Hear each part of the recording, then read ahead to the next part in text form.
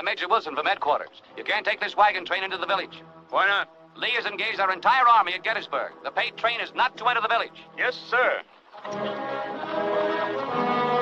Captain McComb? You're in charge. I'm going to reconnoiter up ahead. You stay here with the train. Don't move. Saunders, bring your men. Come with me. They left us high and dry with a wagon load of money. We could start a little poker game. Poker with an army payroll? Not me. Jim Stewart's raiding this flank. You better get out of here, Captain. Look!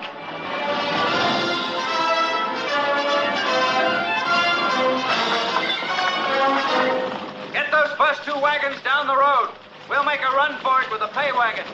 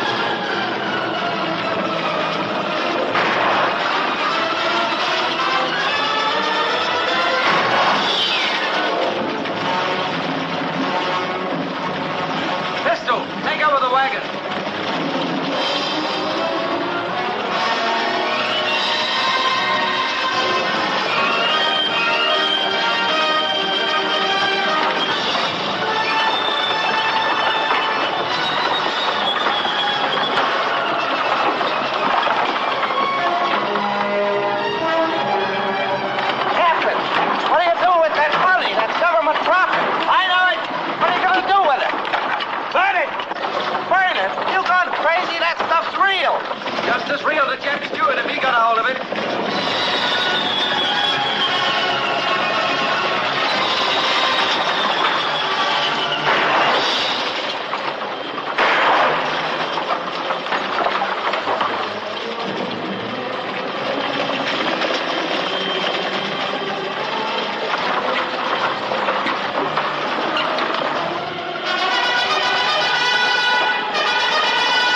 It's getting a little warm here. Get on that near wheel horse. I'll pull the kingpin.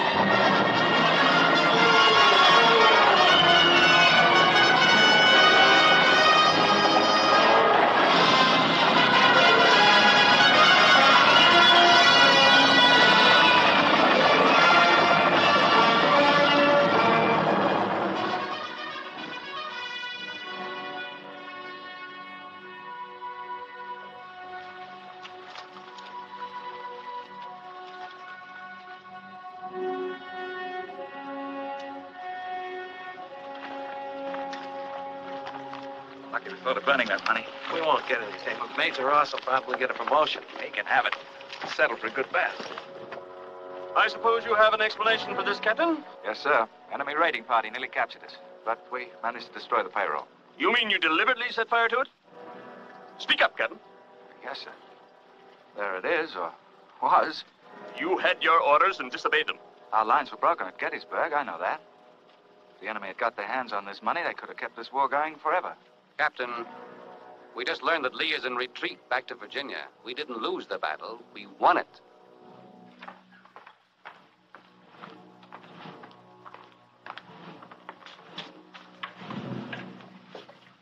I left Captain McComb in charge. Told him not to move from his position. It seems that he took matters into his own hands and did, against Army regulations, burn $1 million of pay of the Union armies in the field. Gentlemen of the court, we must admit the allegations. We have never denied the facts as presented here, nor that they were in violation of the Articles of War. But I ask you to consider the character and record of this officer. Captain McComb served under me, therefore I know whereof I speak. I realize that he was under orders not to move from his position. But gentlemen, an order is not a god, it is a guide. This is a flagrant case of direct and willful disobedience of orders and regulations. Captain Michael McComb is to be cashiered the service of the United States Army, forfeiting all pay and allowances now due. The findings and sentence of the court have been approved and will be duly executed by command of Major General Howard.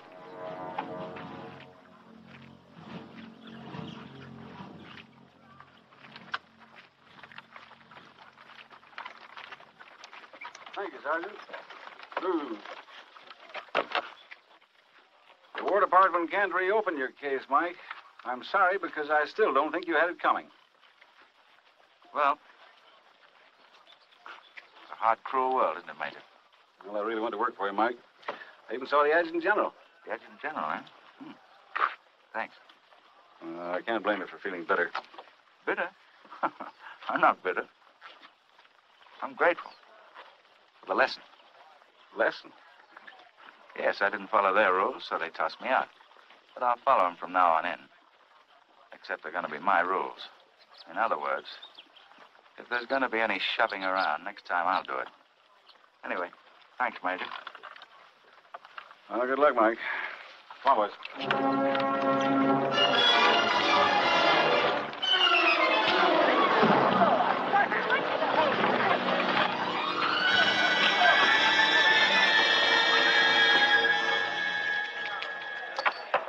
You'll lose. This game is crooked. I want my money back. What do you got, only sixes and aces on those dice? Can't you make an 11? Where's Honest Harry? I want my money back. Next man You shoots Honest dice. Harry? Wait a minute. Now, somebody's going to get hurt here. He's my friend. What do you think you're doing? We'll show you.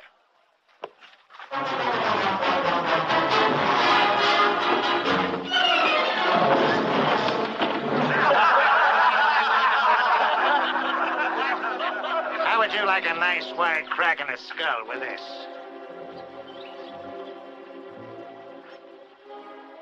I wouldn't like it. A tulip. Now, you better start kicking up the dirt while you're still on your feet. Rough exterior, but a heart of gold. Yeah, hard and yellow.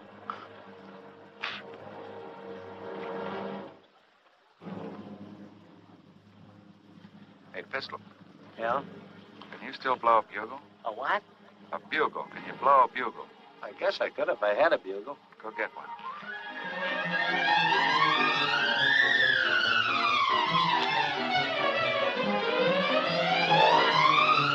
Bugle up.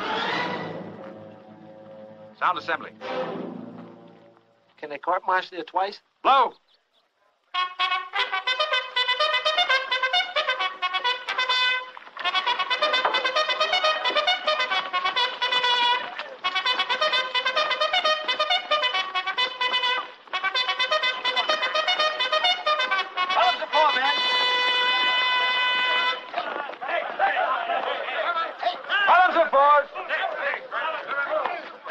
All right, line up. Brace it up. Attention, left face. Now then, men, listen carefully. I have orders I want carried out immediately. This camp is a disgrace, and there's the cause of it over there, Honest Harry's. Gambling, crooked dice, bad liquor. You boys didn't lose your money, you were robbed. Attention, I'm going to put a stop to this. Go in there and give them a little of the old army boot. All right, men, break ranks. Double quick, let's go in and clear them out.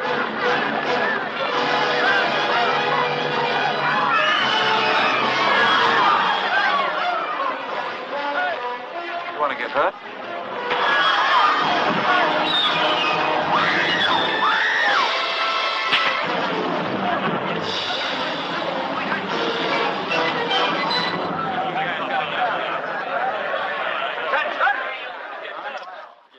Well, Well done, men. I'm proud of you. Now take these hoodlums and ride them out of town on a fence rail. Don't treat them too rough. Just barely kill them. Now, where is the tulip? There he is, over there. Oh. He's out cold as a fish. Well, take him and throw him in the river. There's a new one on me. Stand aside, son. I have a way with those things. Here. Thank you.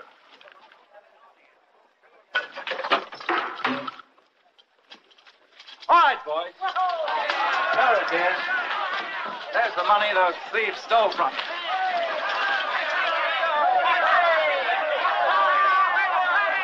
Hey, don't break up that gambling equipment. The provost marshal may need that for evidence. If Provo gets through with it, we may just buy that in. What are you doing?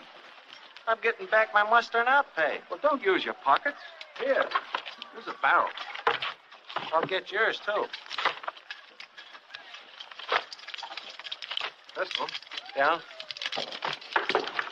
Got news for you. I think you've just gone into the gambling business.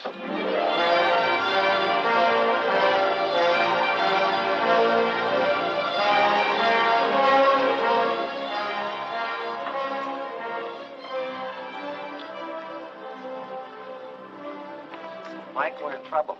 That bunch of crooked freight handlers attached our stuff. What for? Oh, some jacked up charge or other, but it's serious. A fella named Banjo Sweeney bought the writ of attachment, and he's trying to grab our equipment. Forget it. Cards. I'm out. Seizing of property on false attachments is an old dodge. Won't work in Missouri, but it's sure legal in Kansas. That's right, mister. I want your bill of lading, McComb. Just discussing you, Mr. Sweeney. Well, there's nothing to discuss. Just give me the bill. Oh, wait a minute. After all, if you're going to grab a man's equipment, I think the least you can do is to give him the benefit of a little conversation. I didn't come here for conversation. Quit stalling. I'm not stalling. Why don't you sit down and have a drink?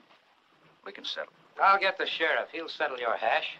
Take one more step and I'll shoot you. In the back.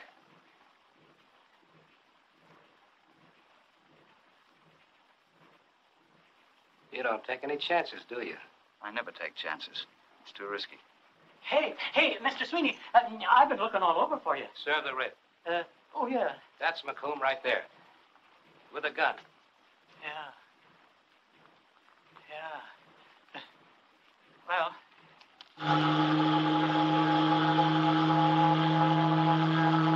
what's the matter, boys? Couldn't be that we've crossed the line into Missouri, could it? that's right. I'm sorry, Mr. Sweeney.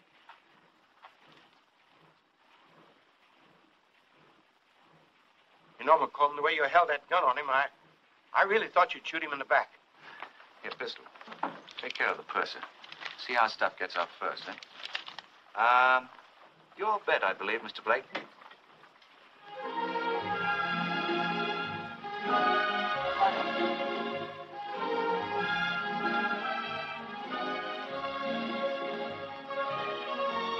Drink, soldier? Here's what we collected on deck for the boys.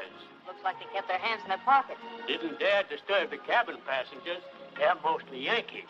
Give me that. I just love to see Yankees in their money part company. I've never seen a handsome gentleman who wasn't generous. Thank you. Purser? Yes, sir? When we get to St. Joe, would you see that McComb's stuff gets off first?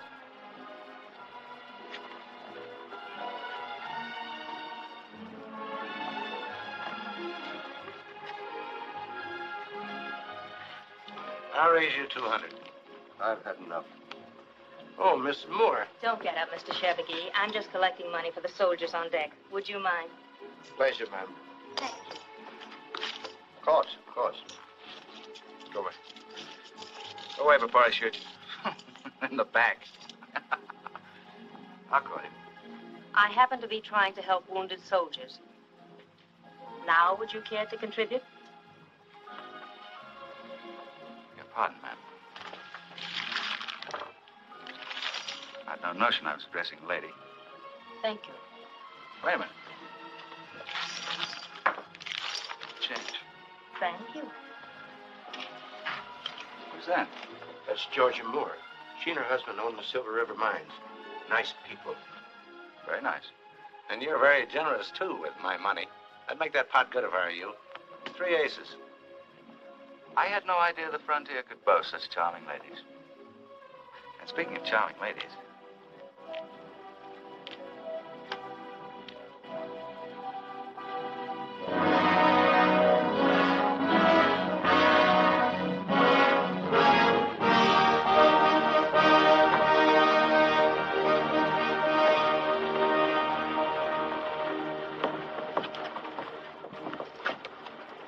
what is this?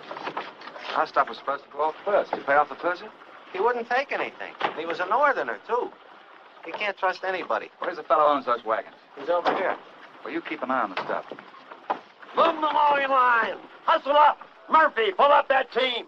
Say, these wagons yours? Yep. Sam Slade, that's me. Like to hire some of them. Sorry, mister. Can't be done. Why not? You're too late.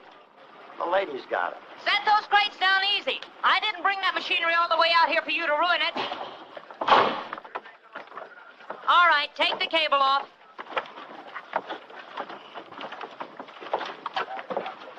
Wagon boss is a bit tough. See what you can do with it. Tie everything down tight. We're liable to run into rough weather. Hello, Mrs. Moore. Or maybe you're Mrs. Moore's younger brother. That's very funny. What do you want? I want a little help. You remember me, don't you?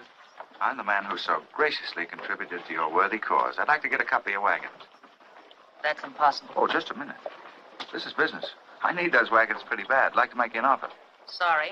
The answer is no, Mr. whatever your name is. McComb, ma'am. Mike McComb. I need all I have and more. I've been trying to get this mining machinery to Silver City for 6 months. Sorry. Oh, that's all right. I just thought that out west here, everybody tried giving the other fellow a helping hand. We also have a saying. What's mine is mine. I keep the wagons. Pretty smart in those pants. I'd look pretty silly without them. But a couple of drinks ain't gonna hurt you. Sorry, son. I got to stick in the job. I'll tell you what I will do, though. What? If you stick around, I might play a little game of horseshoes.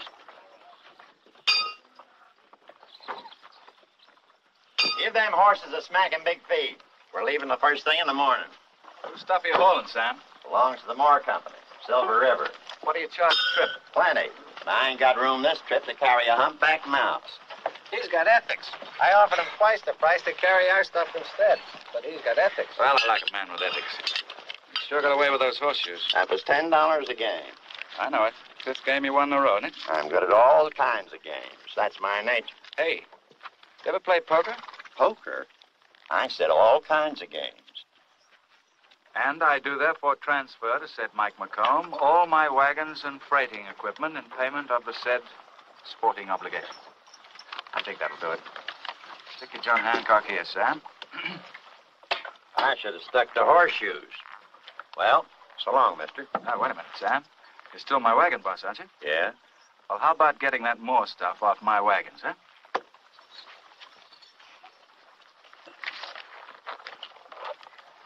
Mike, how can you do that?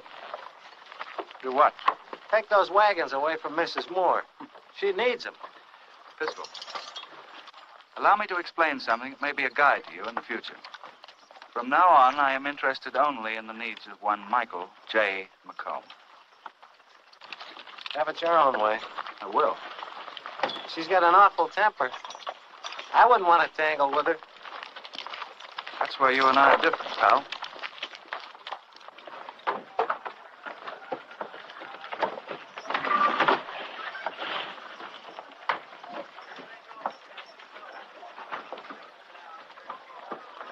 Hey, what are you doing loading McComb's freight on my wagons? These are our wagons now, lady.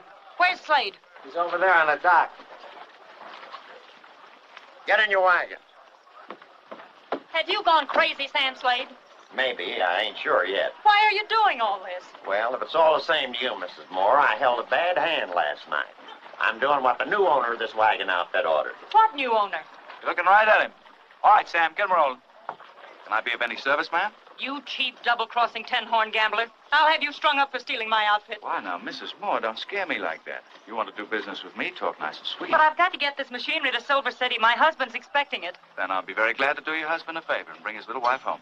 With the machinery? With love and kisses, but no machinery. I got no room. You want to ride or don't you? No, thank you. Maybe you're not so anxious to get home, huh? Not if I have to go with you. That kind of flattery will get you nowhere, Mrs. Moore. Well, if you're not going to ride with me, the stagecoach leaving in about a week. Adios.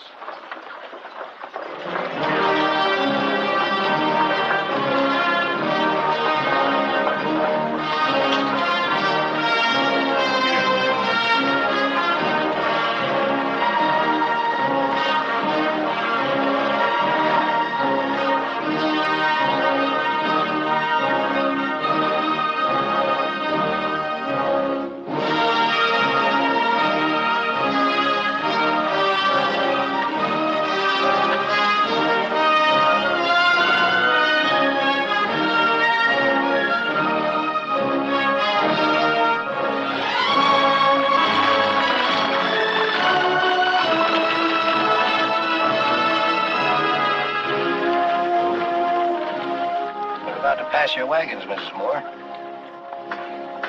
You'll be in Silver City first. Might even organize a little reception committee. I have no further interest, Mr. McComb.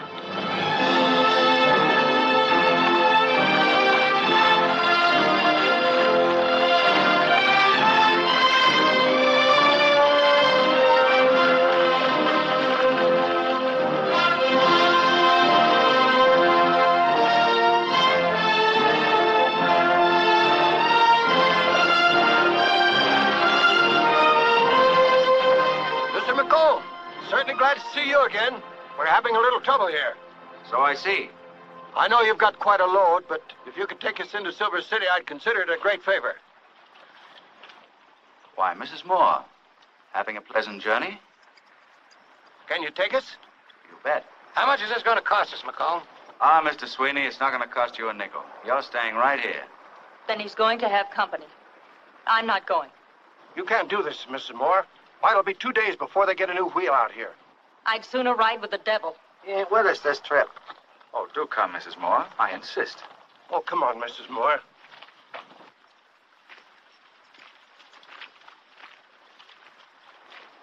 I'll catch up to you in Silver City.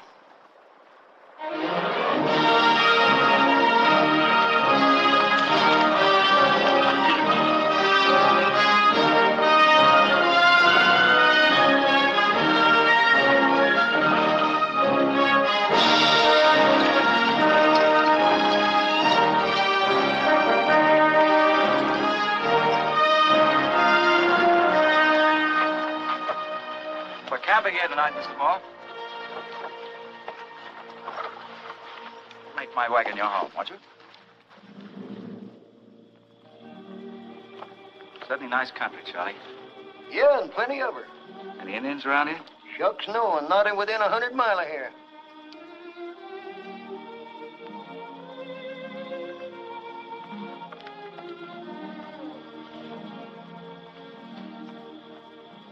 I like you better in skirts. Sorry to disappoint you, McComb. Where are you going? To make my bed and get some sleep, if it's all right with you. Sure, it's all right. But I had an uncle once, slept away from the wagons one night. In the morning, he woke up without his hair. Scalped. Now, how would you know whether or not there are Indians out here? You've never been west before. Greenhorn.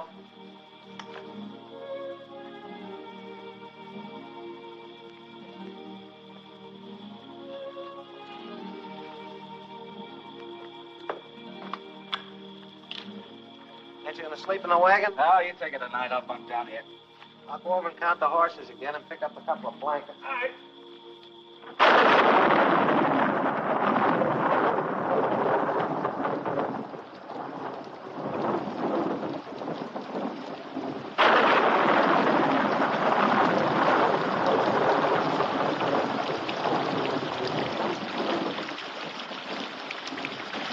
Please, Mrs. Moore, at least knock on the wheel.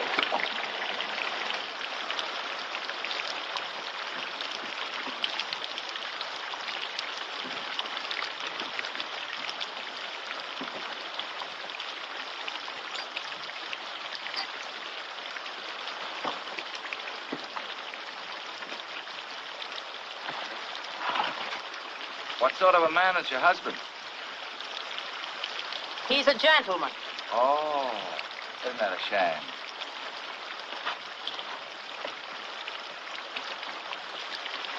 How long since you've seen him? You ask a lot of questions, don't you? You're the sort of woman a man asks questions about. Besides, I like the answers. I thought you made up all your own answers.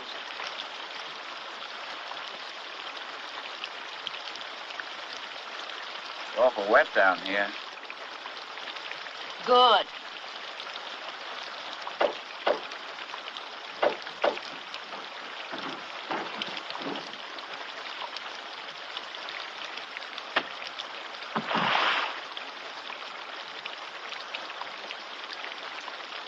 Oh, I'm so sorry, Mrs. Moore. It was only Pistol. He didn't know you were there.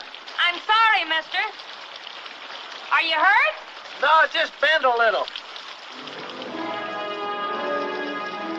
Pistol, take these over to Mrs. Moore with my compliments. She's gone. Gone? How far can she get? As far as your horse will take her.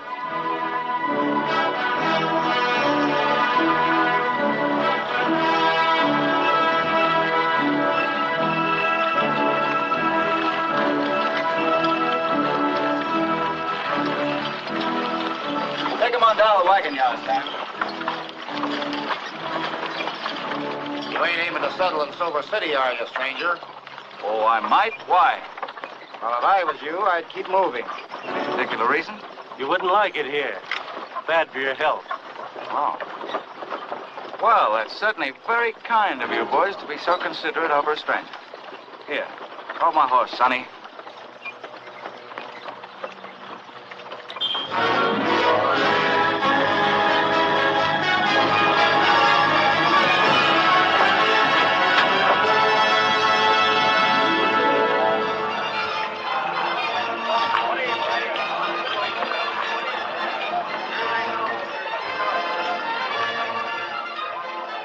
All right, boys. Out you go. Well, we You're were too just... young for this game. Come on, here. Come back when you're old enough to shave.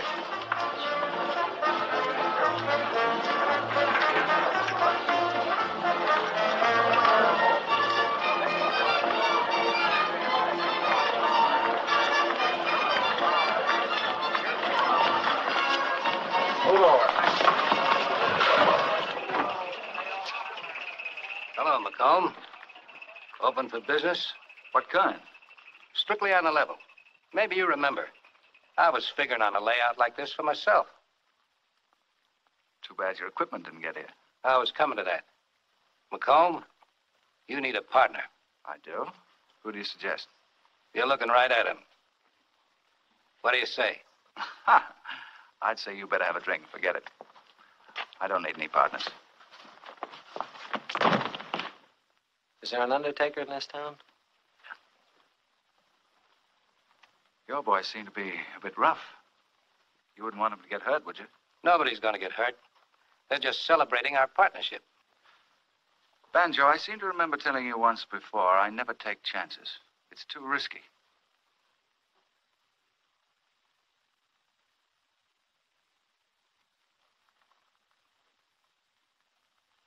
But maybe I do need a partner.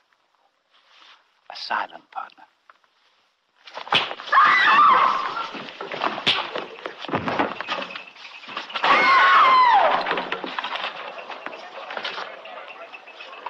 When he comes to, tell him he's out of business.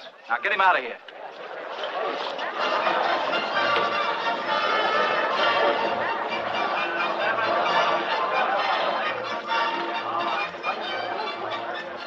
A glass of milk. Primitive, but persuasive. What? Your method of settling a debate. What are you selling? You sound like a lawyer. I am a lawyer. Business is a little slow at the moment. It might surprise you, sir, to know that one of our great universities of learning once pronounced me its potential best. I am still potential. Well, how about a potential drink? Always. Ah, that's a gentleman's drink. Beck is my name, sir. John Plato Beck. Thank you. McComb. Michael J. McComb. Your health, sir. Thank you, sir. Someone else here to see you, Mike. Who's it? I think you better make yourself scarce. This is personal. The lady's husband.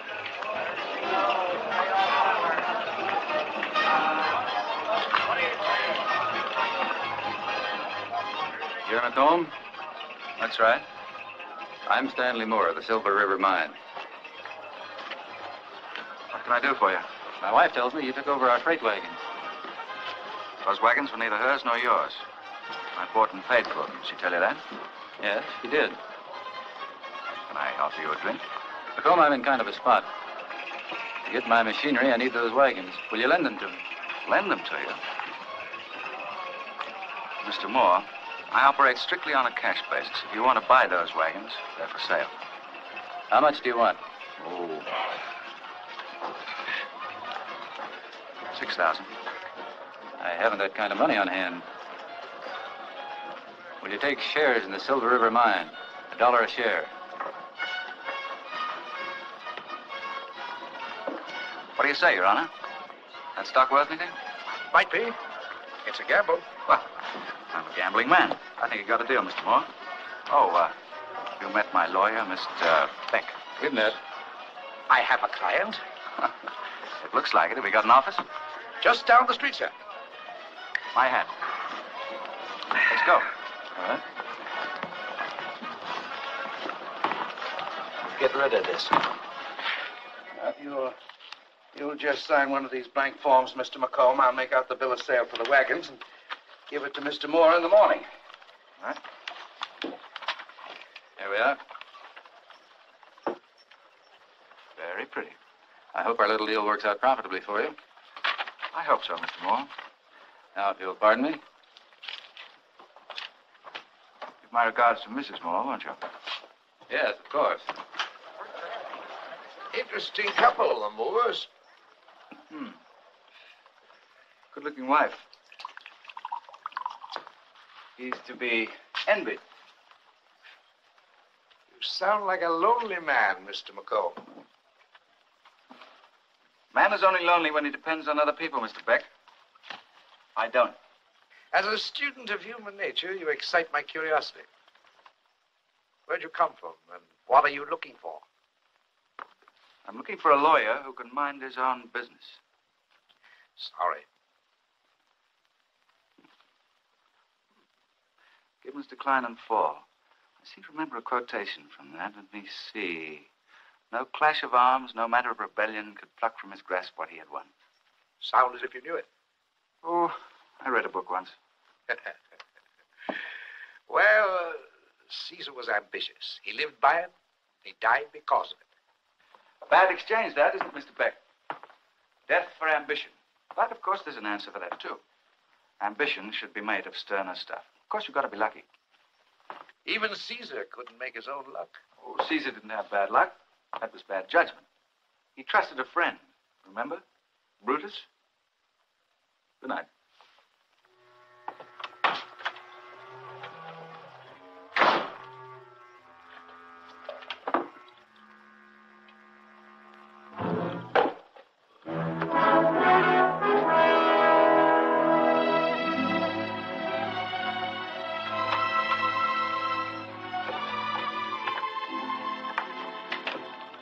Shouldn't have waited up, darling.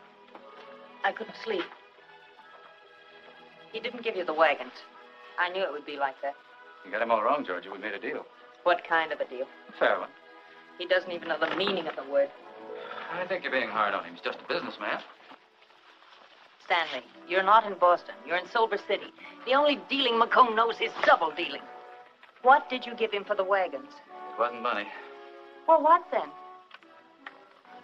Some shares in the mine. Oh, I know he's a little smooth, but he's plenty smart, too. Stanley, how many shares did you give him? 6,000. Don't worry. It'll be all right, darling. You'll see.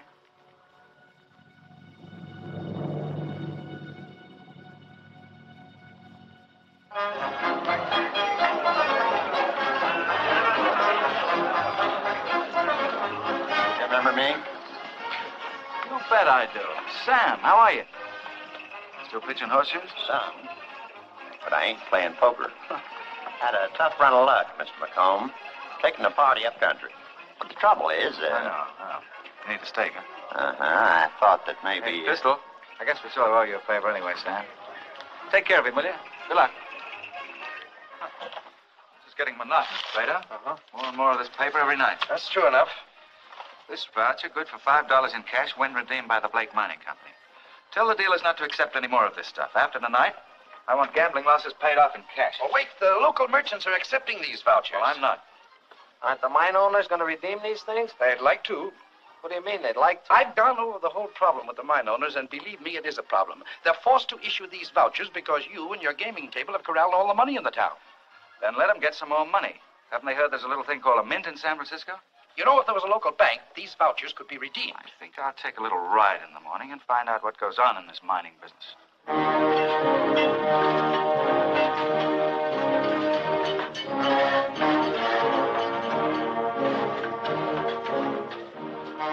Good morning. Just thought I'd come up and take a look around. You're poaching. Oh, I wouldn't say that. I'm a stockholder. Remember? I remember a lot of things about you. Good. One is that I don't like you. Going somewhere? I think I'll come along with you. What do you think you're doing? I'd like to do a business.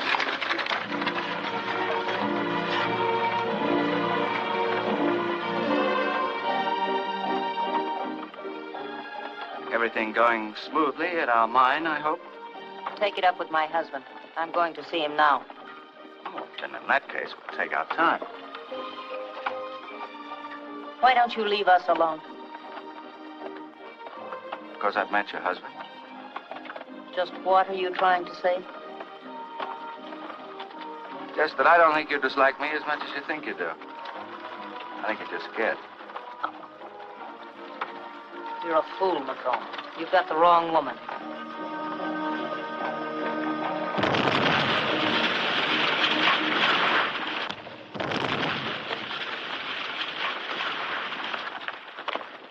Glad to see you, McComb.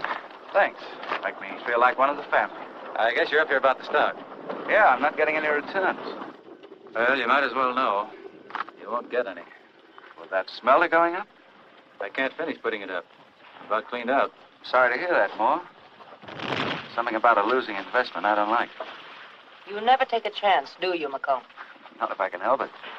I know a lot of people that don't know what to do with a chance when they get it. I've got some more above ground, but no credit.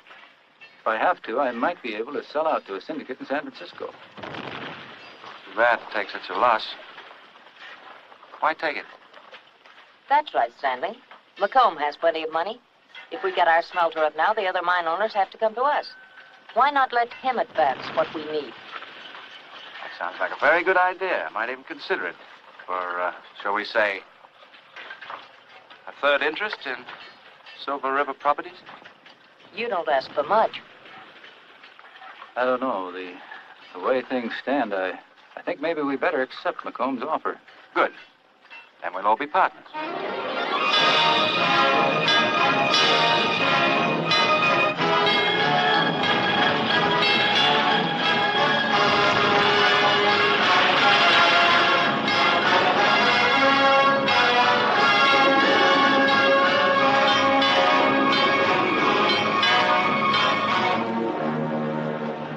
Why don't you fellas get smart?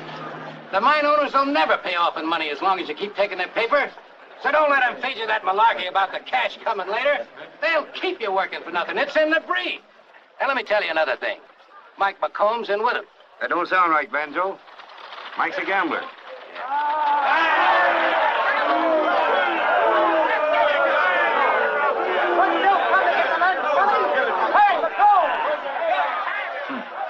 What's Banjo Sweeney selling? Patent medicine? Looks like trouble, Mike. Bar that door. That one, too. The mine owners are upstairs waiting for you.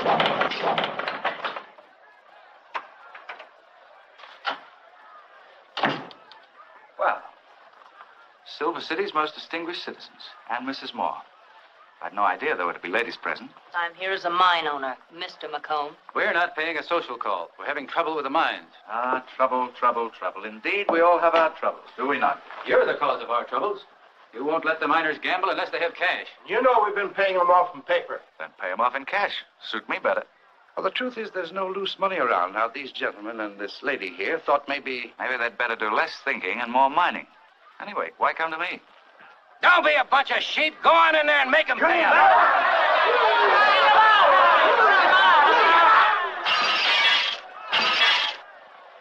I think I may have a possible solution. Some of you aren't going to like it, but it's going to be my way or not at all. I'll set up a bank. How's that for an idea, Plato?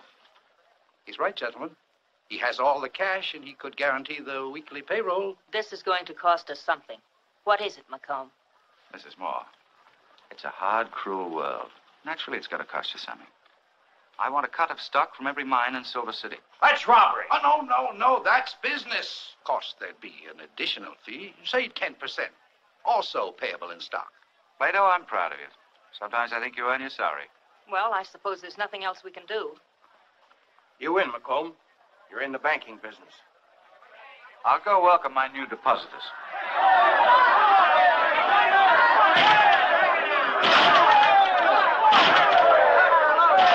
All right. Cool off, boys. I've just been having a little talk with the mine owners inside here, and they seem to think it'd be a good idea if I were to set up a bank. All right. I'll guarantee my bank will meet all the paper you hold and pay you off in cash. How is that? How you boys doing with those doors down there? Well, knock them down and come on in for a drink on the bank.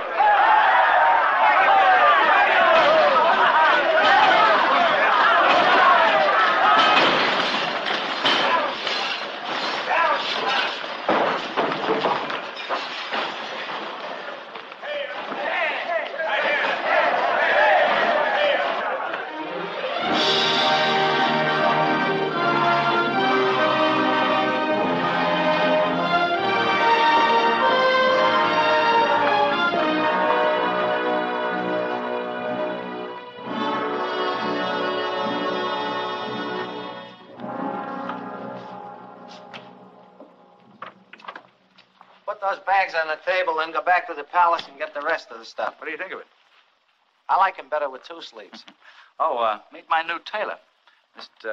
Anyway, he once made a suit for the Prince of Wales. Mike, with the money you're making, you can afford to get him ready-made. Make him a new vest. Plato says I'm now a gentleman. Going on the theory that clothes make the man. No offense, Mike. Not bad. Mr. Macomb, if you please. Oh, sorry. I don't understand it. First, you loan the money here at the bank. Then you win it back at the gambling tables across the street, put it back in the bank, then loan it out again. But are we making anything? That's high finance, Pistol. Explain it to him. He might not be so wrong. This system could backfire. Better think about it. Don't you think I've thought about it already? We're not stopping here. We're expanding. Carson City, all over the state. First, I'm going to open gambling houses. After that, banks. People will like that, I think. Give them some place to put their money. Right in our pockets. Mr. Macomb will have no pockets unless he stands still. This just come over the wire. This isn't addressed to me. Well, I thought you'd like to see it first. Look who's coming, huh? Hey, this will be the biggest thing ever happened to Silver City. Well, have we got his brand of whiskey?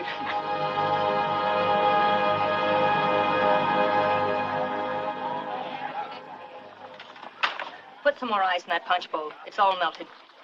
Don't worry, dear. Everything's going to be all right. What difference does it make? The whole evening's spoiled anyway. Oh, I'm sure the president will be here most any minute now. I'd give $1,000 to get my hands on that Mike Macomb. You can just bet he's responsible for this. I don't think it was very nice of him after all the trouble we went to. He loves trouble, especially when he's making it. Excuse me, Mrs. Moore, but I heard the president was over at Macomb's place. Oh, that's perfect. Just perfect. You'll no doubt fleece him in a card game. Darling, don't get so upset. Oh, I'm so mad I could spit. Now, Georgia, men will be men. Macomb is not a man. He's a...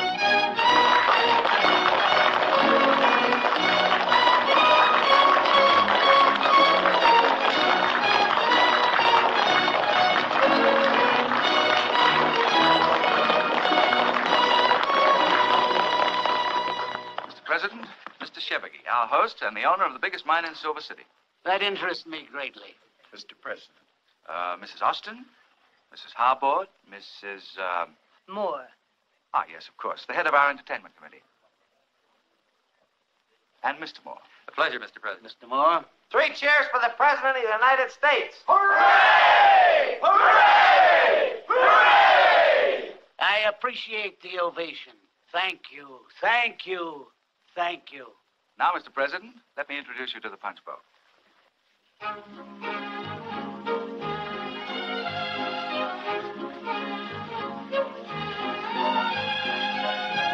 Charge, General? Thank you. How about some punch? No. McComb was an amazing man. Pardon me, Mrs. Moore. I wonder if you could spare your husband for a moment. The boys would like to have you join us for a little talk more. Georgie? Of course. There's 1 or 2 other matters, but you already know most of the story. I think you can tell the other gentlemen. Do you have everything you want, General? Everything but a dance with you, Mrs. Moore. I wish all men were so easily pleased.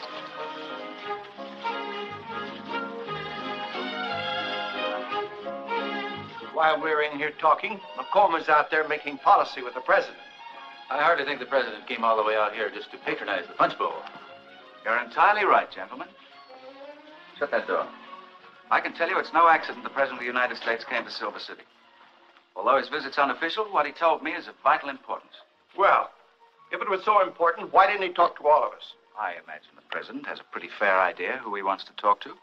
Besides, aren't we all in the mining business together? McComb's right, gentlemen. Aside from personal feelings, we can't operate the mines without him. Let's hear what he has to say. Very smart. Plato, you were there this afternoon. Get in the picture. Well, as you all know, a first-rate nation is a nation with surplus international credits. Britain has her empire. Kimberley diamond mines, the silver of India, the gold of the Rand, and the tin of Malaya. Russia has the steppes of Siberia. Rich in 100 resources. What about the gold of California, Oregon, Colorado? True. The 49ers gave us the gold exchange, but gentlemen, that's not enough. The big strikes in gold are over. Do you know what we need now to make this country the great creditor of nations? Silver. In simple language, gentlemen, here's the word from the President. You've got to produce more silver. Even if it means working the mines 24 hours a day. Digging faster, shipping faster, you've got to produce more silver. Up until now, of course, everybody's been digging silver to see how much of it they could stick away in their own pockets. Fine. But the picture's changed. Silver City has become more important than all of us. On what we do right here depends the very future of America. I visualize this territory around us here as the foundation of a vast empire. And if you're smart, it'll begin right here with the men in this room. This country's rich in silver. We'll find new fields. If we try, we'll double the silver output. Depend on me. I thought you'd see it my way, gentlemen. Pardon me. Mine and the President's. Well, drop around to the bank tomorrow and we'll go into details. So what else could we do? We burnt $1 million. What a fire. I had $35,000 with the ashes on my hat. And for that, they threw him out of the Army. That's gratitude. They threw you out once, didn't they? No. Twice. You got a pretty good job now, though. Our dance, I believe, Mrs. Moore. Yes, it has been nice. Oh, you'd better. People might think you don't like me. I didn't want to dance with you.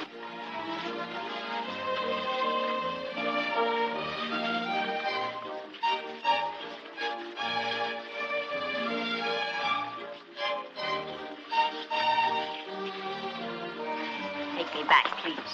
Why, Mrs. Moore, I think you wanted me to ask you to dance. You're aggressive, aren't you? Mm-hmm. But like a child. First you want a circus all done up in gold braid, and then you want... You. I'm not interested.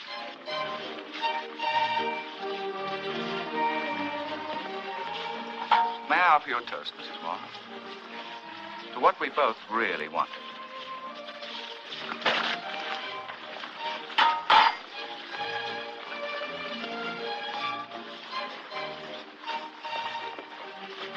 You seem to have spilt your drink. Lovely party, isn't it?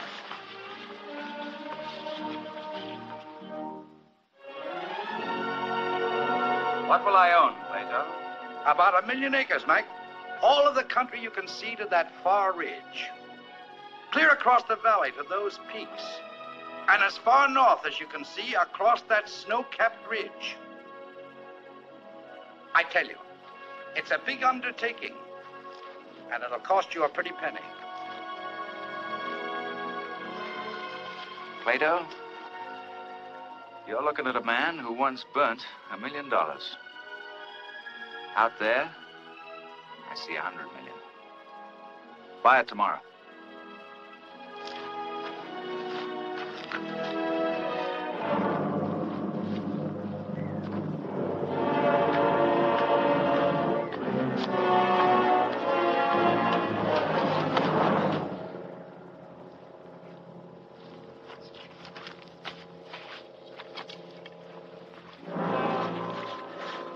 Sam Slade.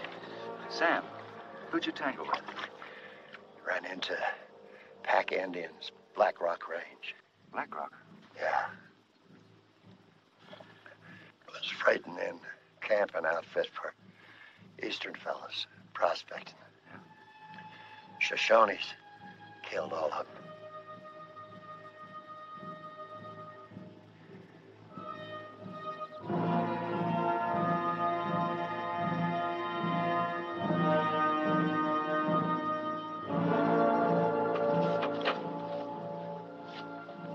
Keep this quiet, or we're liable to throw the whole town into a panic.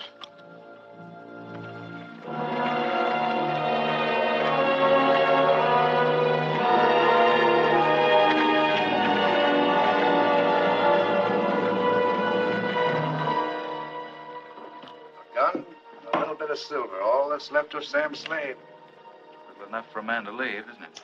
Come in. Hello, Beck. Hello. I know it's late, but I've been in town several times today looking for you. Oh? What's on your mind? You know, we've been getting out a lot of ore. All of us. Mines are working at full capacity. Still, it's not enough. I know it. Got any suggestions? That night at Chevagy's, I told you I thought there were still untouched, undeveloped fields. Sure. I remember. We need new fields. Well, we're not the only ones who think so. I heard a prospecting party went out just the other day. That means other companies have the same idea. We can't let them get away from it. Where is this country? Black Rock Range, about a day's ride away. That's the Shoshone Indian country, Mo. I know.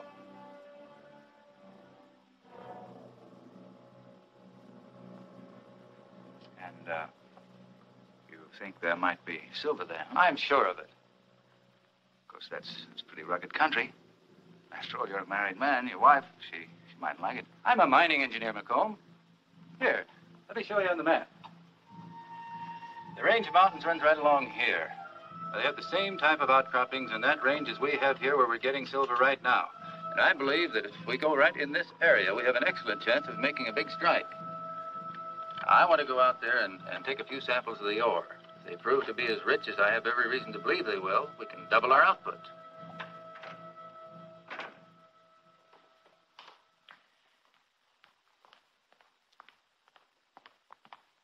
Good night, Beck. Night. Good night, sweet prince.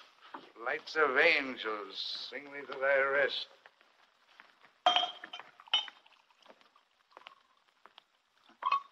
Looks like a long drink. It's gonna be a long night. You sweet old. Later. Still need that stuff to see you through a night? I will, for what I want to say. Oh. Speech, huh? It's a good speech.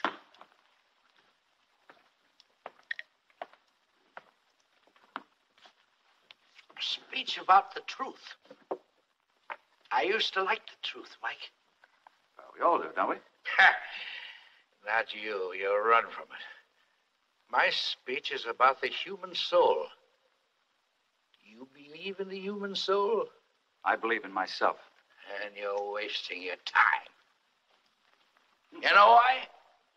All right. Why? Because you're no good, Mike. You're no good. The defense rests. Did you ever read the Bible? Not lately. Well, it's all written there. The whole story about a king called David. He knew what he wanted, too. A woman. A woman he saw one day bathing in a garden. Go on. And David desired this woman, and he lusted for her.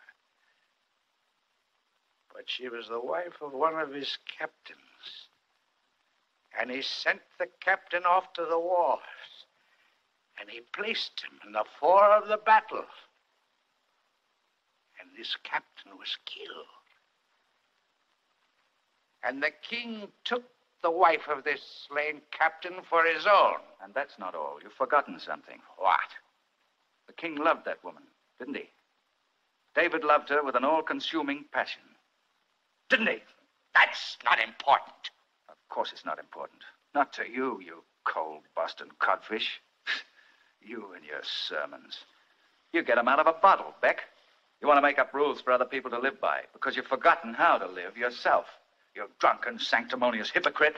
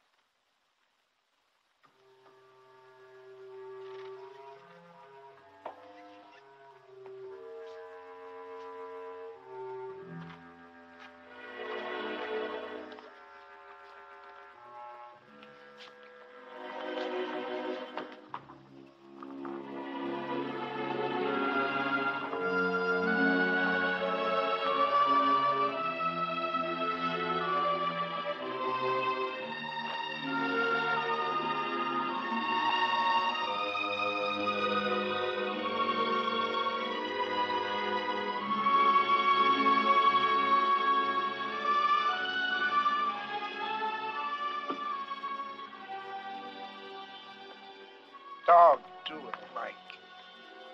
Don't send more to that short-shouldered country. Don't do it. You won't do that. Not even you. Don't do it, Mike. All right, take it up to the cookhouse and check it in.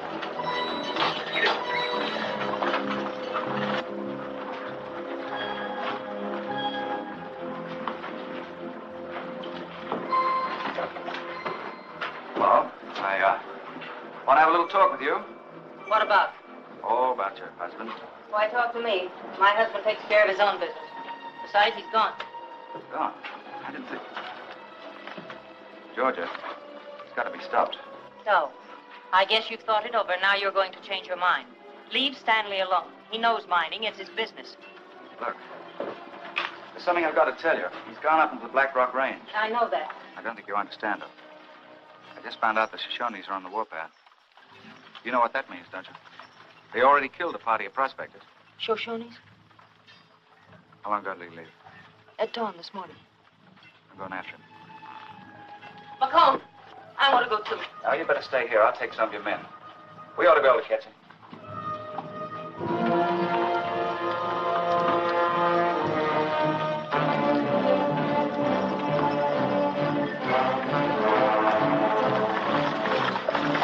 Get on your horses and follow me.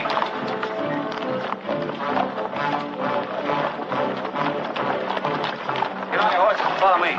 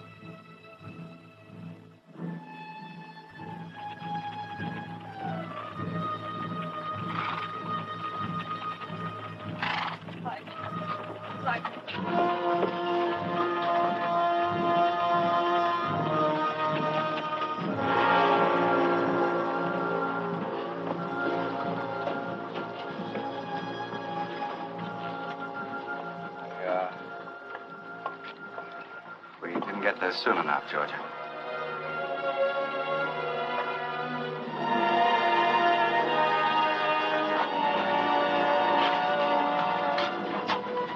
Well, King David, I see you brought the warrior home.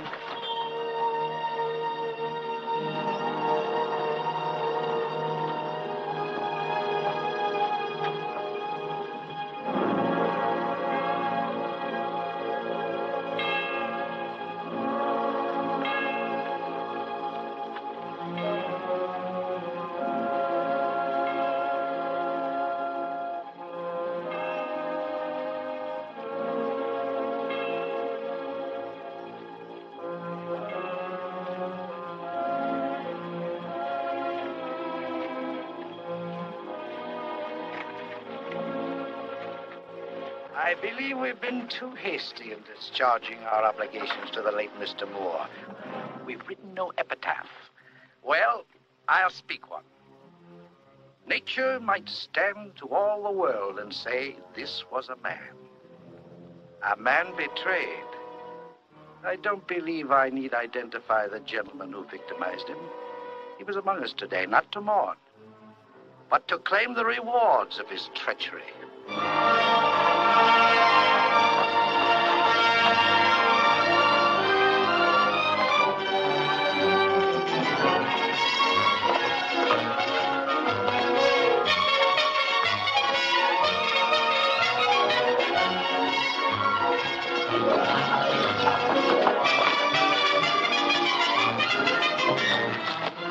Good morning, Mr. McCall. Morning, Edwards.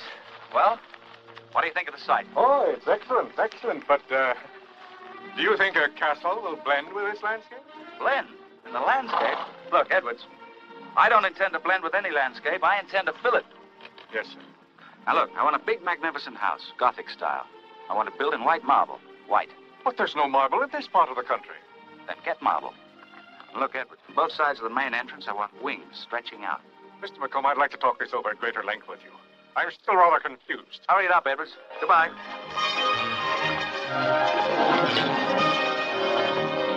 Michael J. McComb. Mike McComb, who brags he once burned $1 million of Army payroll and ran a roulette wheel into the largest silver syndicate in the West, expanding his interests in the cattle, wheat, and lumber, is now building a castle on the desert from which to rule his growing empire. Hello, Shavigi. Where is McComb? Haven't you heard? Mrs. Moore is coming in on that San Francisco stage this afternoon. You'll find him down there.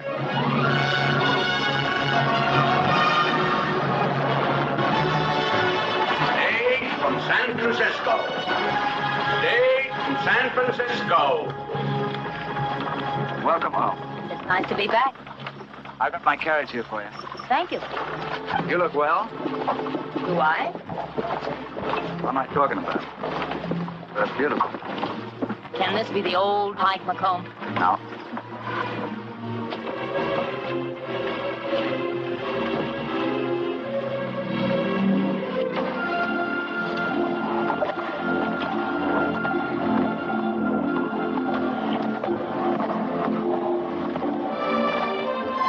You've been gone a long time. Hadn't come in today, I was coming after you. I don't want you to make any plans for a week.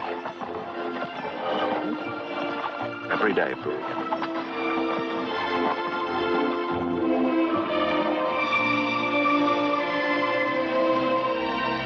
We're the same kind of people, you and I. Maybe that's the trouble. I'm not sure if we'd be good to each other. One minute we're fighting like wildcats. The next we're in love. It certainly took you a long time to say that. I never wanted to. You just did. It's not as simple as that. It would be if you just stopped talking.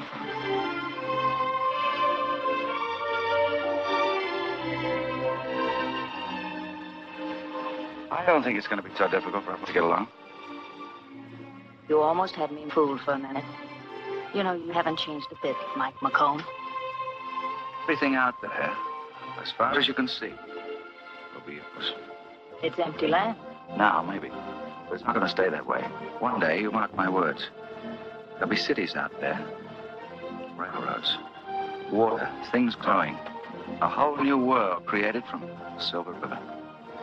I remember you, Ken. Me? Sure. They'll say it was all done for the love of a woman. But let's be honest, Mike. You were taking care of yourself long before I ever came along. I'm sure nothing in the world could have stopped you. Or can now. I don't want to be stopped.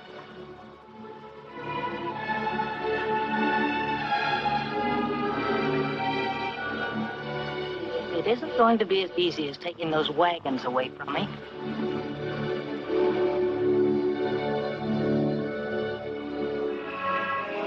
Mr. Byrne? What's this? An invitation to Mike McComb's house warming. I'll go. It ain't gonna be that warm. Everything in the house is imported from Europe. Mr. Blake, Mr. Chevigey, and one for the attorney. Don't miss this party, man. 800 cases of real champagne. Look at this. Well, what do you expect? Very fancy, but I'm not going. I'm going to stay home. So is my wife. You'll go, gentlemen, so will your wives. King is now in his castle. This is not an invitation. It's a command. Louis, I'll trade you mine for another drink.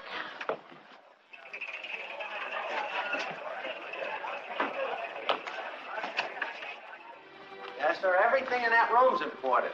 Look at that plaque. We got that from Switzerland. We got some cheese from there, too. You'll get some of that later. Now, that's the front door. That's where you came in. You saw that. Now, upstairs are the bedrooms. 10 of them. One big one. And that light hanging up there. That's imported, too, all the way from Philadelphia. If we have time later, I'll take you down and show you the wine cellar. Full of imported wine, beer, and cigars. Now, you see that door and that ceiling? Mike had that taken right out of a French castle. Cost us a fortune. And here, this is the dining room in here. Wait till you see that. Wait till you see it. We've been here for over an hour. Yes, Mr. Porter. All this is very lovely. But where are our host and hostess? We're terrible, keeping them all waiting. You just say the word and I'll throw them all out. Nothing of the kind. You look beautiful. Thank you. Good evening. Well, good evening. Hello, Chevigey. Seen the house? What a lovely gown, Mrs. McComb. Thank you. Dinner is served. Shall we go in?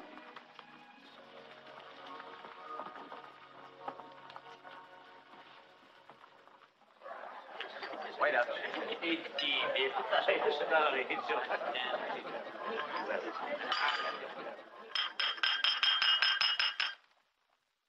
Your kind indulgence, ladies and gentlemen. I'd merely like to say how happy I am to think that so many of our invited guests found time to grace our table.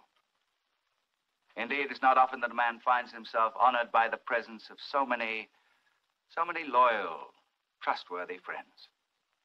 Huh, Chevigey? Oh, yes, to be sure. Now, if I may, I'd like to propose a toast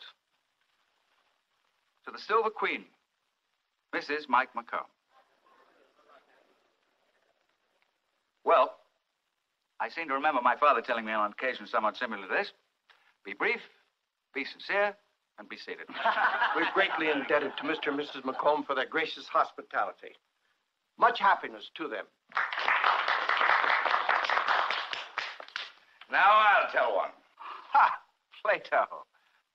With a respectful bow to our beautiful hostess, I propose a toast to Mr. McComb, my old friend. Indeed, we should all honor him. His name marks our schools, our banks, and one day, maybe, our finish. Ladies and gentlemen, you're in the presence of a great man, a mighty man. Are there any takers? Easy, Plato. Easy is the word. Remember to say please and thank you to Mr. McComb. He likes to be thanked. Mr. McComb is offended by my conduct. He believes in the dignity of man, one man. Why should Caesar be a tyrant then? Ask Mike McComb. He knows all about tyrants. But let's look at the man. The whole man, the good and the bad. Ladies and gentlemen, this is no whole man. Let's consider him then a serpent's egg and kill him in the shell. Get out of here. Get out, you drunken old fool. You're no good, Mike. You're rotten. Rotten clean through. You hear me? I'm through with you. Finish. You think you'll run the world now, but that won't last, King David. See that he gets home all right, Pistol. If I ever tell you the story of King David, let me tell her that story. Later. Shall we go into the drawing room? I'm afraid I can't stay. It's been a pleasure, sir. Good night, Mr. McComb. Good night, Mr. McComb. Good night. Good night, Mr. McComb. Good night, Mr. McComb. Good night.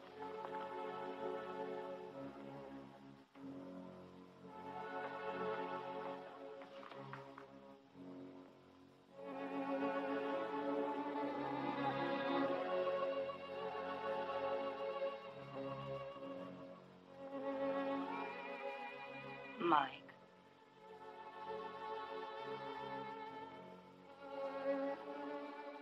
Lovely housewarming, wasn't it? I hope you don't mind everyone's leaving so early. Mind?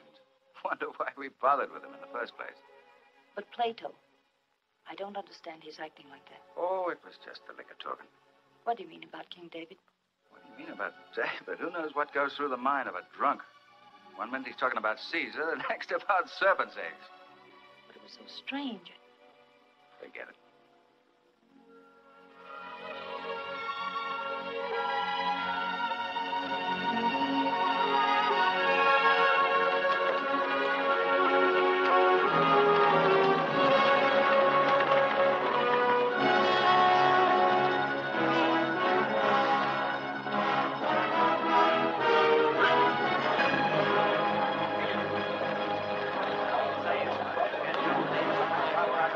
Good morning, Mr. McComb. Morning, Mr. McComb. Morning, Mr. McComb. Morning, Mr. McComb. Morning. Good morning, Mr. McComb. Morning, Mr. McComb. Well, it's about time you got back. I've been trying to get in touch with you. Have you? Well, Mrs. and I thought we'd leave business to the rest of you for a while. The Harvard Lampoon. Very educated. Somebody must have left it here. I've been keeping my eye on things, Mike. Did you get those reports I sent you? I haven't been doing much reading lately. What is it, Schaefer? These will require your immediate attention, Mr. McComb. I don't know what you'll say to this, but Mr. Shavicki and the other mine owners have withdrawn their money from this bank and have arranged to transact their business in San Francisco. San Francisco? It's a long way. They call themselves the Western Combine. Short and simple. What does that mean to us, Mike? I'm not sure. They still have to have their payrolls met in my bank. Only from now on, Schaefer, I only want the payrolls of the Silver River mines met. Is that clear? Yes, sir. That'll bring him around. Sure. Where's Beck? I haven't seen him. I looked in all the bars. He must have left town. Left town? Probably out looking for a new saloon.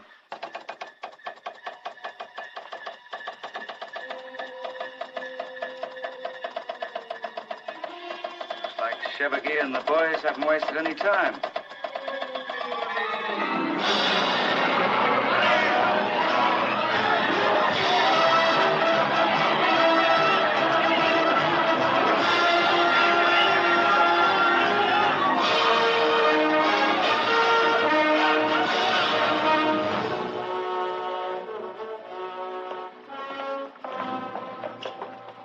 Hello, Beck. Hello, Chevigny. We learned you were in town.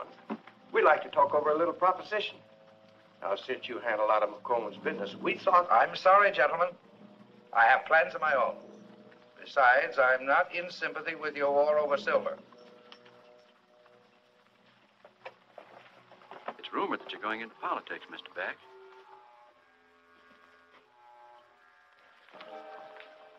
Why did McComb move his offices out here? We're working 24 hours a day. Got our own telegraph wire in there. Mrs. McComb, I think you better tell your husband I can't get his price for the warehouse. He ought to settle for half. Keep trying, Mr. Taylor. Mr. McComb never settles for half. Mrs. McComb, I've been waiting for hours. Well, make yourself comfortable. What goes on here? McComb rushed me out here from Denver. Now he lets me sit here and cool my heels. If that doesn't work, try cooling your temper. Oh, name's Rice, Mrs. McComb. I'm from the San Francisco Telegram. They call you the Silver Queen, don't they, ma'am? That's right. Well, what do you think of the Silver War? Where I come from, this is a skirmish. Pardon me, gentlemen. Tracy, you were the one who talked me into buying this land for $500,000, weren't you? And now when I want you to sell it for a profit, you mean to say it's not worth it? No, it isn't, Mr. Oh, McComb. what are you talking about? Tell him there's gold in it. Come on. What news? Not so good. Looks like the bottom's dropping out. Down another 50 points. Now listen, all of you. I don't know where Chevigny and the rest of the combine are getting their money, but they're getting it somewhere. That means I've got to match them dollar for dollar. Mike, maybe I'm wrong, but wouldn't it be a good idea to put the properties on the market one at a time? Well, of course, I thought that was understood. Don't make it look like I'm selling out. For instance, Tipton, whenever you sell a ranch, wait a while before you list the next one. Those dance halls are worth something, aren't they? Oh, no. No, I don't want to sell those. After all, that's where the ready cash is. That's something tangible. Don't forget, that's where you started. You aren't going to sell them, are you, Mike? Oh, Pistol just likes the girls.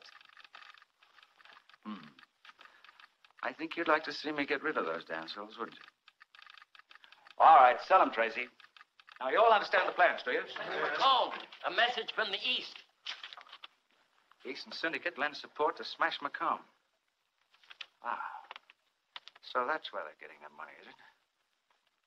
Gentlemen, disregard everything I said. I want every penny of cash you can lay your hands on. Do you get it? Sell everything. Oh, my God. Mr. McComb. I said everything. You heard me, didn't you? All right, gentlemen. Be kind enough to get out of here. I got business.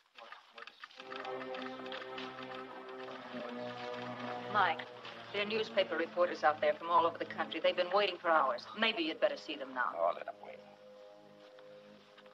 Well, I never did like things that came easy, but this time it looks they're going to give us a run for the money. I know. But we'll give them as good as we get. Better? I'm glad you said we, Mike. You don't think I'd forgotten you, do you? Georgia, I'd be no good without you anymore. Are we going to beat them? You bet we will. I've already forced some of their mines to close down, and before I'm through, I'll close every mine in this territory. You said this was between you and Chevigny. But when you start talking about closing the mines, I just don't understand. Mr. McComb, a reply from Thompson in San Francisco. Read it. Urgently need $300,000 cash.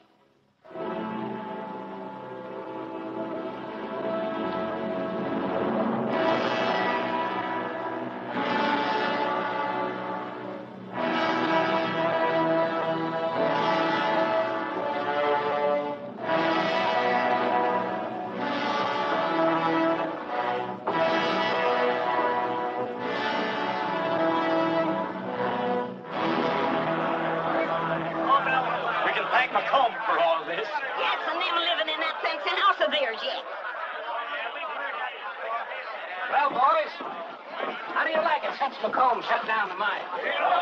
Talking ain't gonna open them up again, Sweeney. If I was in your shoes, I'd go and have a talk with McComb. Well, you ain't in our shoes. We haven't even got 15 cents to buy a drink with. You stick with me, and I'll buy you all the drinks you want.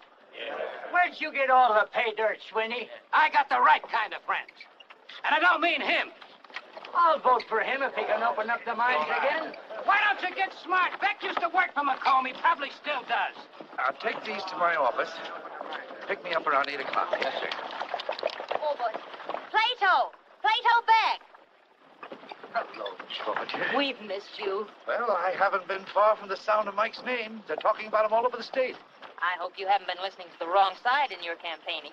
Georgia, I've got to listen. That's my business from now on. Listening for the truth. Why don't you come out the house? I know Mike would love to see you. I've been meaning to call, only... That's all been forgotten. Good. I'd love to talk to Mike. You see, he's part of my campaign. Oh? What have I been telling you? What do you think Beck's doing in that buggy with Mrs. McComb? Come on. Get wise to yourself. Take a look at this. The Silver Queen herself. Let's have 3 cheers for Beck and the Silver Queen, the former Mrs. Moore. Shut up, you idiot. What's the matter, Beck? You know all about it. Everybody knows about it except Stanley Moore, and he's dead. King David killed him. King David McComb. Get out of my way.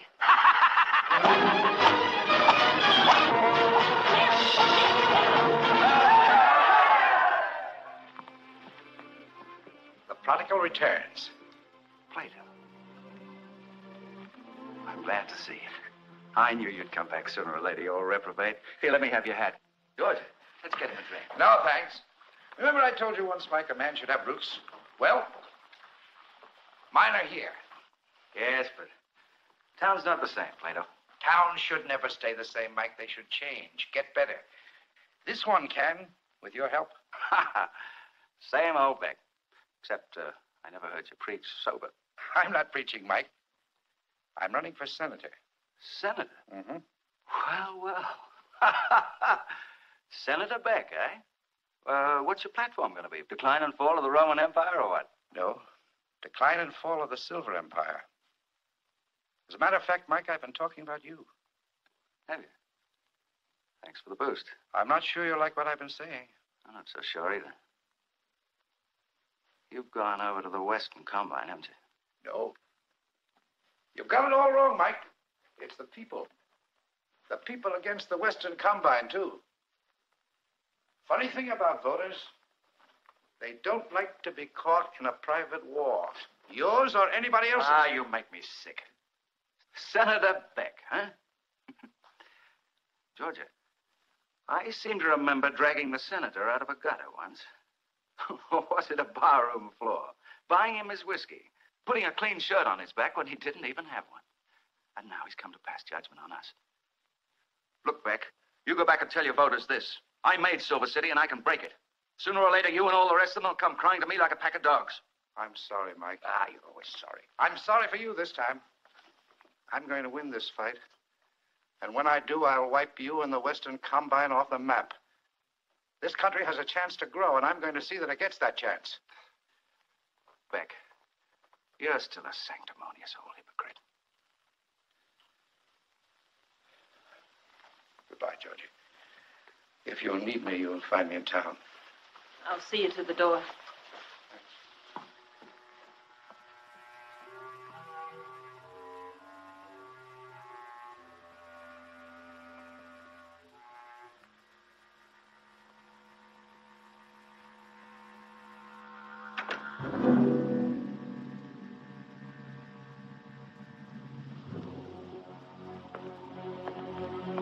Georgia. Georgia.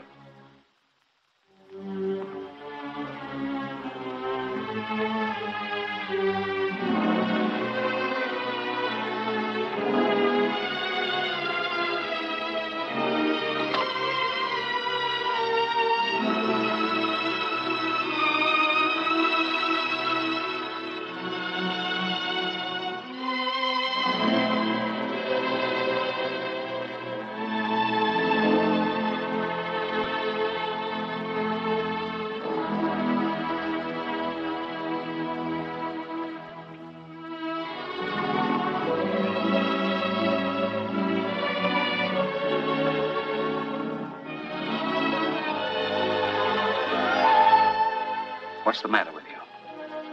Plato said he was sorry for you. I'm sorry for both of us. That needs a little clearing up. Like most of Plato's parables, it doesn't seem to make much sense. He was right, Mike. In town, the people are desperate. It's like a graveyard. Then I hope they rest in peace. That's their funeral. You can't mean that. But I do mean it. I've got to mean it, even if you don't like it. You almost sound as if you want me to quit in the middle of a fight. I don't want you to fight me. But, Georgie, you're my wife. Yes. But I think you've forgotten. I'm a fighter, too. You don't even understand what I'm trying to say, do you? I think I do. It seems to me that the babblings of a reformed drunk have turned even you against me. That drunk was your friend once. Friend? I expect nothing from friends. But I did think I could count on the loyalty of my wife. I was reminded you took another man's. Now we get to it. Beck told you. I didn't hear it from Beck. Banjo Sweeney was in town. Sweeney? I never wanted to blame you for Stanley's death. I wanted to believe you did everything you could to stop him. I knew what people were saying, but I loved you. So I believed in you. Now you don't. Is that it? I thought you'd change, Mike. But you haven't. Change? Why should I change? I never pretended to be anything different than what I am. And you always knew what I was at. But I didn't know how you intended getting it. Mike, call off this fight, please. Let's start again. Call it off? I'll never call it off, George. Never. But I can't stay and watch it. I'm leaving you.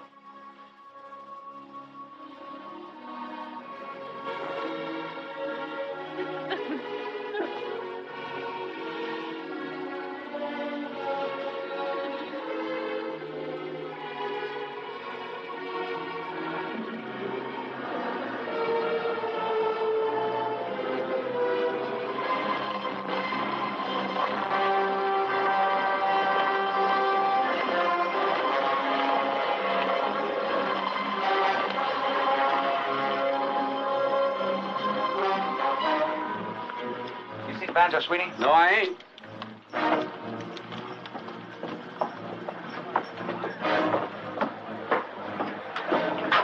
Where's Sweeney?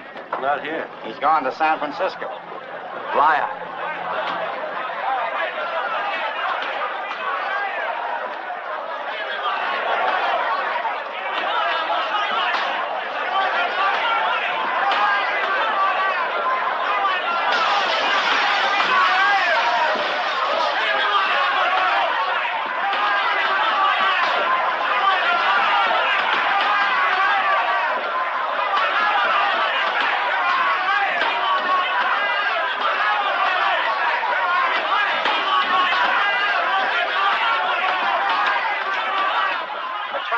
There's a run on the bank. We're through. What are you talking about? Get Carson City. Tell them to send us $200,000. There isn't any bank at Carson City. It didn't open today, Mr. McComb. Then get Leadville. It's closed, too. Get out of here. Get out or I'll blow you out. Put up that gun, pistol. Schaefer, pay off all those people.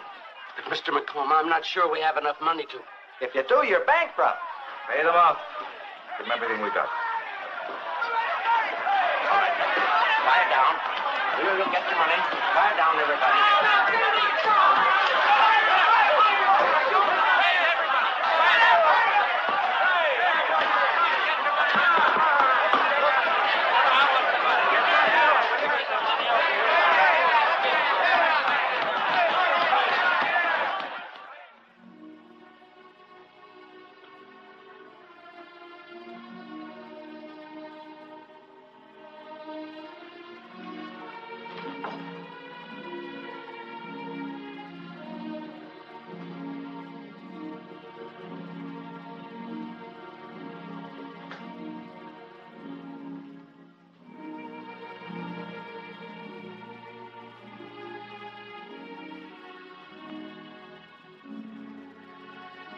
Georgia.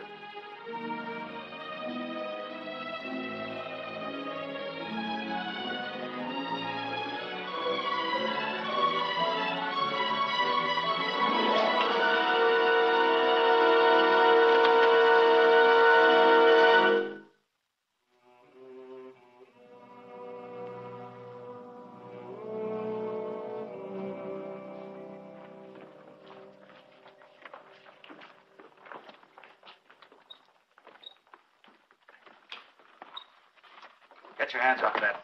Everything goes, McComb. That picture stays. Unless you want to go out of here feet first. Come on, Jim, Terry. Let's get this other stuff.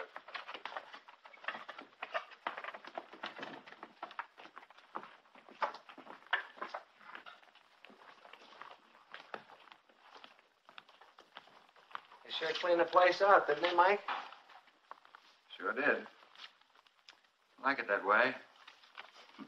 More room. Look, Mike, I haven't got big money, but I got a few dollars. It's yours.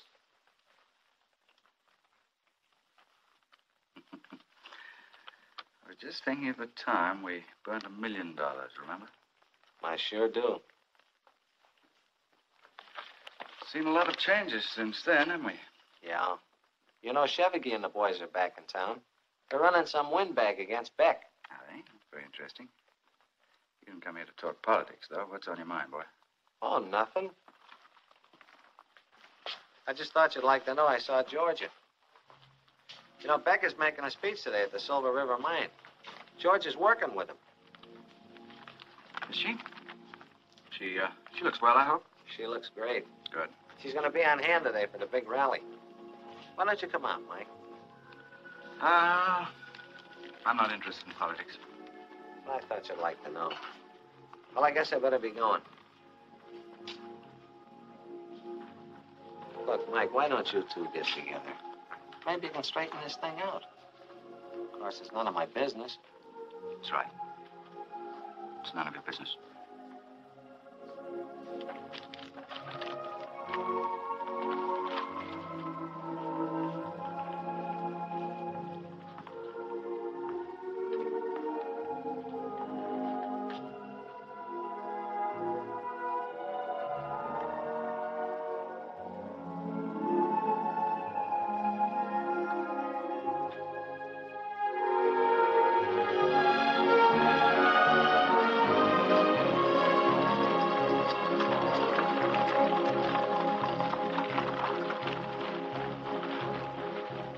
Our opposition just passed by. John Plato Beck.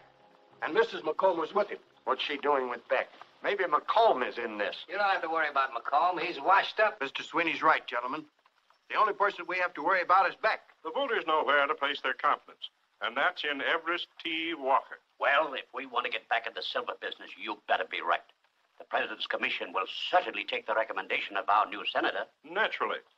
But I think you fellas are just making a lot of talk. Plato Beck hasn't got a chance. You're sure of that, Mr. Sweeney? As sure as shooting, Mr. Chevigee. Understand? You can take my word for it. I see some very fine old bourbon.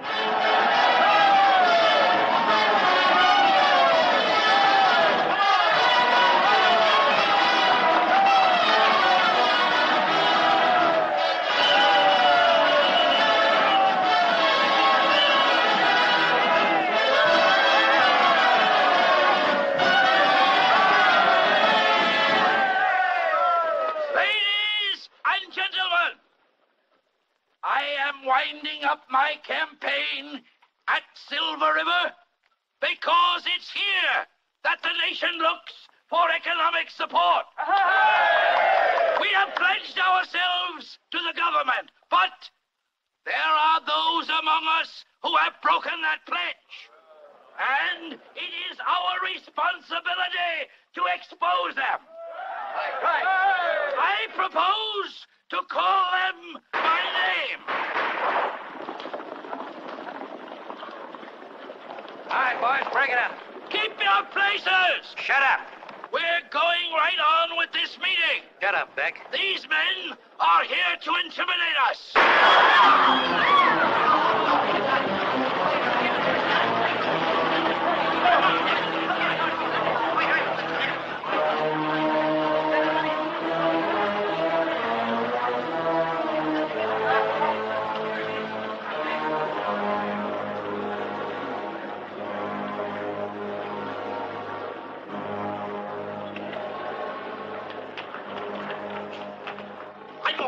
Let me walk.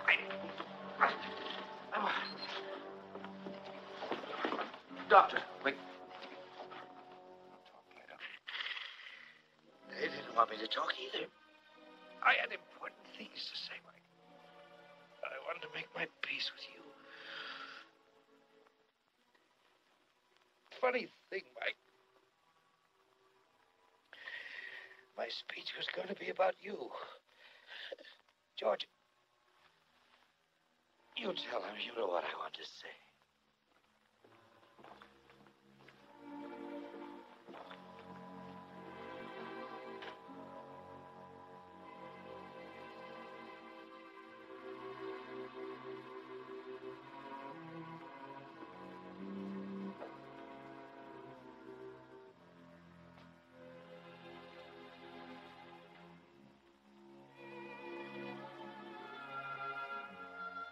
I'll tell you what he told me.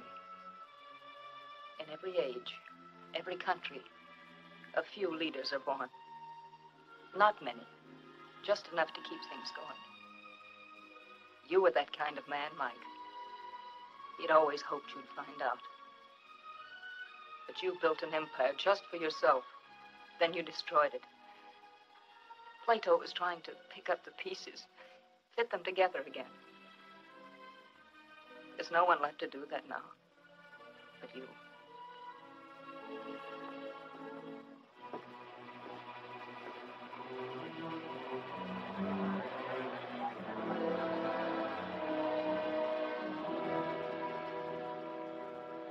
Plato, Beck's dead. What are you going to do about it? What are you going to do about it, McComb? Speak his epitaph? No, I don't have any words that would do him justice. I just keep thinking that the men who killed him are celebrating right now in Silver City. That something's got to be done. So who feels like doing it? We've lost everything as it is. Now McComb wants to take us into town and get our skin full of lead.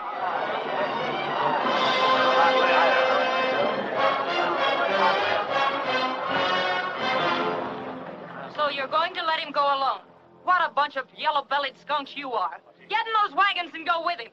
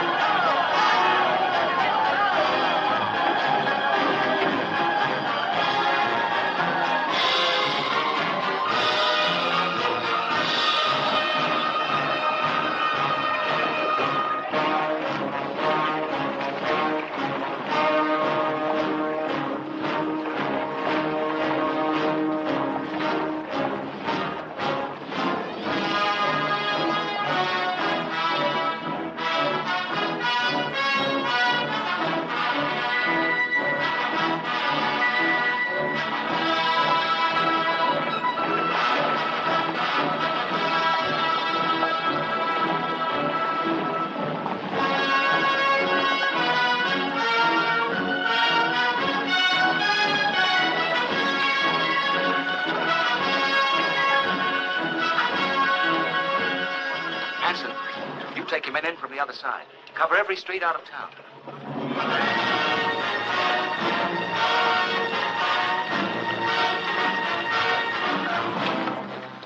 Tear that sign down, take it out of town, and burn it.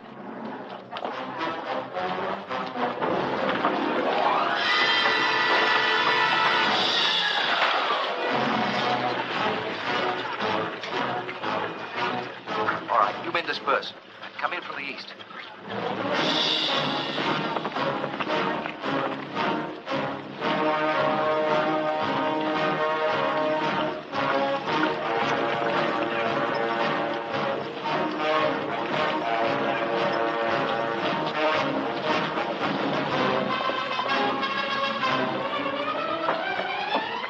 McComb's coming into town. He's got all the miners with him. Get on your horses and let's get out of here.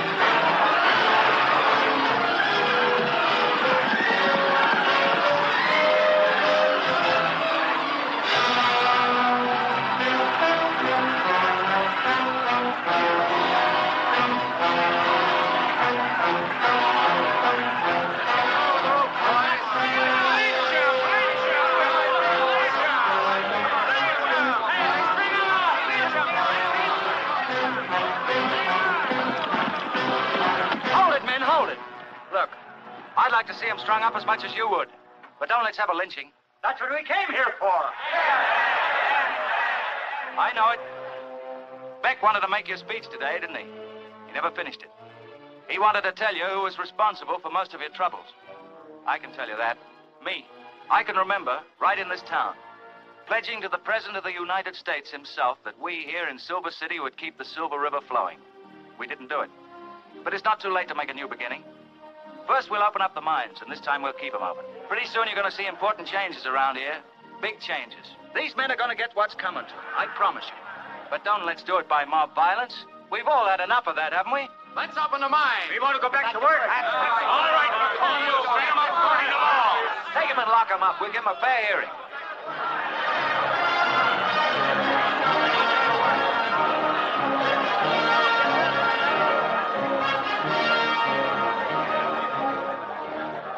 I'm proud of you, Mike.